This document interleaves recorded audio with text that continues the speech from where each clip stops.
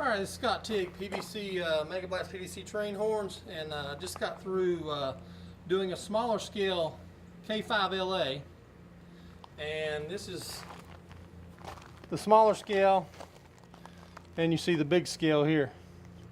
You see the diaphragms and the power chambers are a lot bigger than the smaller scale. But that's what I come up with, and this will be the first time blowing it, and I'll move the camera back so we can hear it.